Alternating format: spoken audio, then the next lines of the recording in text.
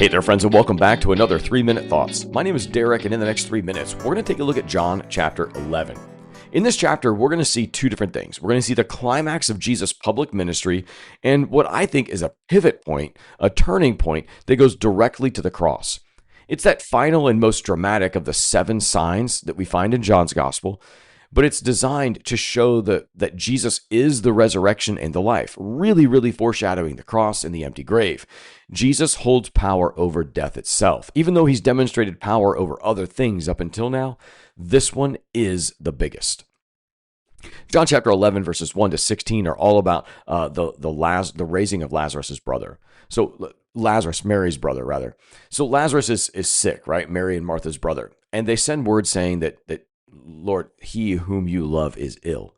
Instead of running like most of us would expect Jesus to do, like running straight there to fix things, he lets things go. He delays for 2 days, not neglecting him, but rather demonstrating that he's going to allow death so that resurrection can reveal exactly what the plan of God is.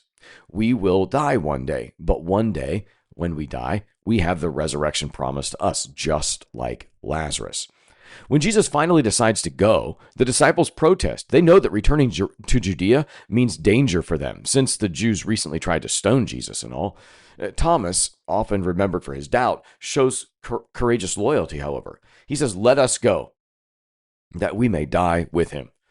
All right, so the conversation with Martha facing, as Lazarus faces death, by the time Jesus arrives, Lazarus has been dead in the tomb for days already, right? At least 3, probably 4 days. Beyond hope in Jewish custom, right? So they didn't have the embalming process. You had to be dead for 3 days in order for a person to really be declared dead. There's no coming back after that point. Martha meets Jesus with grief and a little bit of faith, and she says, "If you had been here, my brother would not have died." Now, her faith is in that Jesus could have kept him alive, not about how he can raise him from the dead. Jesus answers in that most profound moment, "I am the resurrection and the life. Whoever believes in me, though he die, yet shall he live." Here, Jesus doesn't just promise resurrection, he demonstrates that he is the resurrection. So Jesus goes in and he sees Lazarus. His soul is crushed because of death and how death was never meant to be a part of the story for humanity. But here in this case, death seems to have won. Jesus weeps, and then we see the end. As we near the end of this chapter, we see Lazarus raised. Standing before the tomb, Jesus says, "Take away the stone." He yells out, "Come out," and Lazarus raises from the dead.